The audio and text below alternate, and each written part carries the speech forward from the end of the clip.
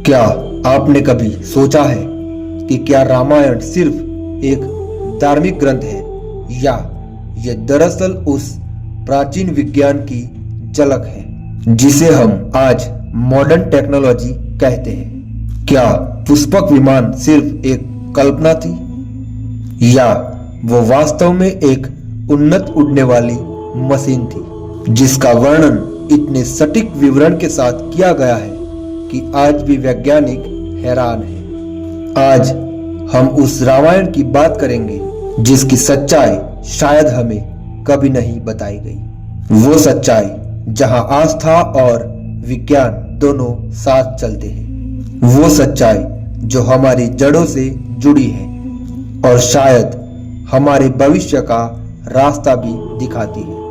तो आइए शुरू करते हैं रामायण की वो सच्चाई जो आज भी रहस्य बनी हुई है। रामायण एक ऐसा ग्रंथ जिसे हम बचपन से सुनते आए हैं, लेकिन क्या आपने गौर किया है कि इस ग्रंथ में जो घटनाएं लिखी गई है वो सिर्फ कथाएं नहीं है, बल्कि उनके पीछे छिपा है एक गहरा वैज्ञानिक दृष्टिकोण। उदाहरण के लिए, जब राम जी ने पुष्पक विमान में बैठकर लंका से अयोध्या की यात्रा की तो वाल्मीकि जी ने उस विमान का इतना सटीक विवरण दिया है कि जो आज के एरियल व्हीकल्स की परिभाषा से मेल खाता है। वह विमान स्वतः चलता था, दिशा स्वयं बदलता था और ध्वनि रहित था। क्या यह किसी ऑटो पायलट ड्रोन टेक्नोलॉजी जैसी बात नहीं लगती? अब सवाल उठता है, क्या वाल्मीकि जैसी विभूतियों ने केवल कल्पना की थी या वो उस युग की किसी उन्नत सभ्यता के प्रत्यक्षदर्शी थे? सोचिए, अगर हजारों साल पहले किसी ने उड़ने वाली मशीन का जिक्र किया तो वो कल्पना थी या स्मृति? रामायण में केवल धर्म या युद्ध नहीं, बल्कि एनर्जी, मेडिसिन, एस्ट्रोनॉमी और जेनेटिक्स तक के संकेत हैं।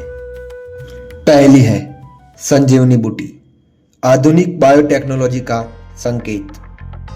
लक्ष्मण जी जब मूर्छित हो गए तो हनुमान जी संजीवनी बूटी लेने हिमालय पहुंचे। आज हम जानते हैं कि कुछ पौधे ऐसी बायोमोलिक्यूल्स रखते हैं जो न्यूरॉन रिकवरी और ऑक्सीजन सर्कुलेशन को पुनर्जीवित कर सकते हैं। क्या ये वही रीजनरेटिव मेडिसिन नहीं जिस पर आज के वैज्ञानिक करोड़ों डॉलर खर्च कर रहे हैं?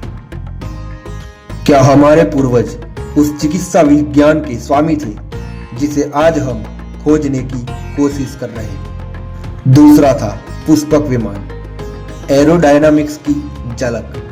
वाल्मीकि जी ने लिखा, विमान ऐसा था जो विचार के वेग से चलता था। विचार की गति यानी स्पीड ऑफ माइंड, जो आज की एआई गाइडेड टेक्नोलॉजी की तरह लगती है। वो स्वचालित था, ऊर्जा से चलता था, जैसे किसी वायरलेस एनर्जी ट्रांसमिशन से संचालित हो। लेकिन सवाल ये है, वो ऊर्जा क्या थी? आग, हवा या कोई ऐसा क्वांटम एनर्जी सोर्स जिसे आज भी विज्ञान नहीं समझ पाया? तीसरा, राम सेतु, इंजीनियरिंग का चमत्कार। राम सेतु के पत्थर आज भी समुद्र में तैरते हैं। विज्ञान कहता है कि वो पत्थर प्यूमी स्टोन जैसे हैं जिनमें हवा भरी होती है। पर सवाल है, क्या ये संयोग था कि करोड़ों ऐसे पत्थर एक साथ 30 किलोमीटर की लंबी रेखा में रखे गए, या ये उस युग की सिविल इंजीनियरिंग मास्टरपीस थी? उस समय बिना मशीनों के, बिना क्रेनों के ऐसा निर्माण कैसे हुआ? शायद क्योंकि हमारे पूर्वजों के पास वो ज्ञान था जिसे हम टेक्नोलॉजी कहने से पहले भूल गए। यह वह सच्चाई है जो हमें जाननी चाहिए। रामायण सिर्फ एक कहानी नहीं है, यह उस सभ्यता की याद है जहां विज्ञान और आध्यात्म एक दूसरे के पूरक थे। आज जिसे क्वांटम मैकेनिक्स, एस्ट्रोफिजिक्स या आर्टिफिशियल इंटेलिजेंस कहते हैं। शायद उसका बीज रामायण जैसे ग्रंथों में ही बोया गया था। वाल्मीकि, विश्वामित्र और अगस्त्य जैसे ऋषि सिर्फ साधु नहीं थे, वो वैज्ञानिक थे जिन्होंने एनर्जी, टाइम और स्पेस की गहराइयों को समझा। रामायण हमें सिर्फ यह नहीं सिखाती कि अच्छाई बुराई पर जीतती है, बल्कि यह भी सिखाती है कि ज्ञान ही सबसे बड़ी शक्ति है। जरा सोचिए, अगर रामायण में लिखी हर बात एक रूपक है, तो क्या यह संभव है कि रावण सिर्फ एक राक्षस नहीं, बल्कि हमारे ईगो और साइंस के दुरुपयोग का प्रतीक था। राम ने तकनीक और शक्ति का उपयोग धर्म के लिए किया, जबकि रावण ने अहंकार के लिए। और यही सच्चाई हमें आज भी याद दिलाती है कि टेक्नोलॉजी तब ही वरदान है जब उसका उपयोग नीति के साथ हो। रामायण का असली विज्ञान मशीनों में नहीं, बल्कि मानव मन और नैतिक मूल्यों की गहराई में छिपा है। वो हमें सिखाती है कि अगर हमारे भीतर राम जैसा संयम है, तो कोई भी रावण कितना भी शक्तिशाली क्यों ना हो, हार जाएगा। रामायण की सच्चाई हमें यह याद दिलाती है कि भारत केवल भक्ति का नहीं, विज्ञान का भी जन्मस्थल है।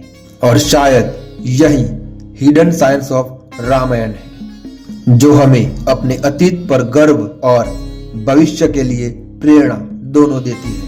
अगर आपको यह वीडियो पसंद आया हो तो जरूर देखें हमारे अगले वीडियो को, और वीडियो को लाइक करें, कमेंट करें कि आपको रामायण का कौन सा भाग सबसे रहस्यमय लगता है, और सब्सक्राइब करें ताकि आप इतिहास और विज्ञान के इस अद्भुत संगम को मिस न करें। जय श्री राम।